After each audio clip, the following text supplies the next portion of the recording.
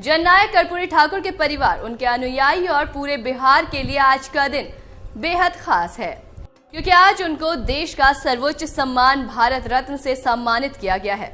मृत्यु के 36 साल बाद उनको केंद्र सरकार ने भारत रत्न देने का फैसला लिया है। जननायक को भारत रत्न मिलने से बिहारवासी फूले नहीं समा रहे हैं।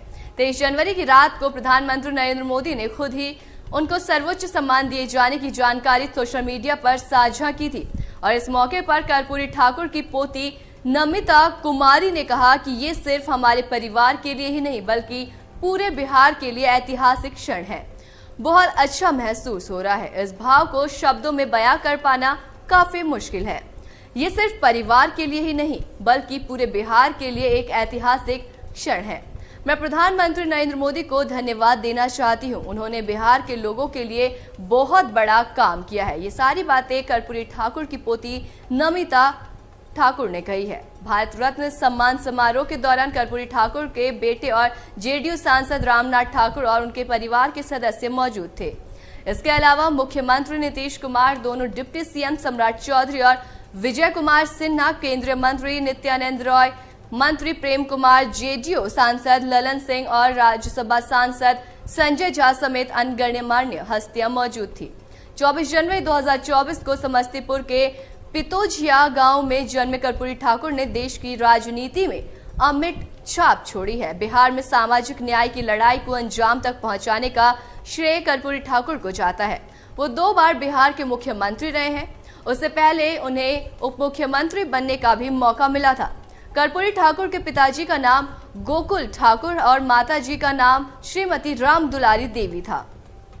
इनके पिता गांव के सीमांत किसान थे और बाल काटने का काम करते थे। सन 1940 में कर्पूरी ठाकुर ने मैट्रिक की परीक्षा पटना विश्वविद्यालय से पास की और द्वितीय श्रेणी से उत्तीर्ण हुए। 1942 में भारत छोड़ो आंदोलन के दौरान कर्पूरी ठाकुर ने सक्रिय राजनीति की और कदम बढ़ाया। आंदोलन के दौरान 26 महीने तक कर्पूरी ठाकुर भागलपुर के कैंप जेल में रहे और उन्हें कई तरह की यातनाएं दी गई। 1945 में उन्हें रिहा कर दिया गया। उसके बाद 1948 में आचार्य नरेंद्र देव और जयप्रकाश नारायण की पार्टी समाजवादी दल में प्रादेशिक मंत्री बनने का उन्हें मौका मिला। 1970 में बिहार के सीएम बने। 1967 के आम चुनाव में कर्पूरी ठाकुर के नेतृत्व वाली पार्टी संयुक्त समाजवादी दल ताकतवर होकर उभरी और 1970 में उन्हें बिहार का मुख्यमंत्री बनाया गया। 1973 से 77 तक वो लोकनायक जयप्रकाश के छात्र आंदोलन में सक्रिय रहे। 1977 में समस्तीपुर संसदीय निर्वाचन क्षेत्र से उन्हें सांसद बनने का मौका मिला और 24 जून 1977 को वो दोबारा मुख्यमंत्री बने। साल 1980 में जब मध्यावधि चुनाव हुए तो कर्पूरी ठाकुर के नेतृत्व वाली पार्टी लोक दल विपक्षी दल के रूप में उभरा और कर्पूरी ठाकुर नेता प्रतिपक्ष बने। खास बात ये थी कि उन्होंने जीवन में कभी भी विधानसभा का चुनाव नहीं हारा। कर्पूरी ठाकुर डॉक्टर राम मोहन लोहिया को राजनीतिक गुरु मानते थे।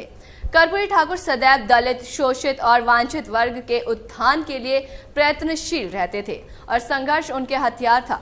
उनकी सादगी, सरल स्वभाव, स्पष्ट विचार लोगों को जल्द प्रभावित कर लेती थी और लोग बाग उनके विचार व्यक्तिगत से काफी आकर्षित होते थे। जननायक कर्पूरी ठाकुर का चिर परिचित नारा था। उनका दिया हुआ नारा 100 से 90 शोषित है, शोषितों में ललकार है, धन, धरती और राज्य पाट में 90 भाग हमारा है। आज भी राजनीति करने वाले लोग इस नारे का इस्तेमाल खूब करते हैं। कर्पूरी ठाकुर ने सबसे पहले बिहार में पिछड़े वर्ग के लोगों के लिए आरक्षण की व्यवस्था की थी। 1977 में पिछड़ों के लिए आरक्षण की व्यवस्था लागू की गई। 1967 में जब वो पहली बार बिहार के उप मुख्यमंत्री बने तब उन्होंने बिहार में मैट्रिक परीक्षा पास करने के लिए अंग्रेजी विषय की अनिवार्यता को समाप्त कर दी थी। जननायक कर्पूरी ठाकुर की ईमानदारी का जिक्र आज भी होता है। जब वो पहली बार उप मुख्यमंत्री बने थे तो उन्होंने अपने पुत्र रामनाथ ठाकुर को पत्र लिखकर पत्र में कहा था कि तुम किसी से प्रभावित मत होना, कोई लोग लालच दे तो उसके बहकावे में मत आना, इससे मेरी बदनामी होगी। जननायक कर्पूरी ठाकुर जब तक जीवित रहे तब तक उनके परिवार में कोई भी व्यक्ति राजनीति में नहीं आया।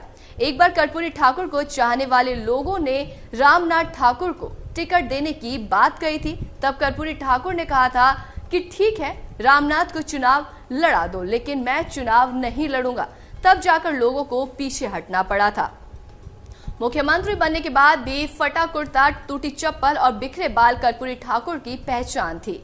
70 के दशक में पटना में विधायकों और पूर्व विधायकों के लिए सरकार सस्ती दर पर जमीन दे रही थी। खुद कर्पूरी ठाकुर के दल के कुछ विधायकों ने कर्पूरी ठाकुर से कहा कि आप भी आवास के लिए जमीन ले लीजिए, लेकिन कर्पूरी ठाकुर ने जमीन लेने से साफ इनकार कर दिया। उनके ना करने पर एक विधायक ने कहा कि कर्पूरी जी, आपका बाल बच्चा कहाँ रहेगा? तब उनका जवाब था कि अपने गांव में रहेगा।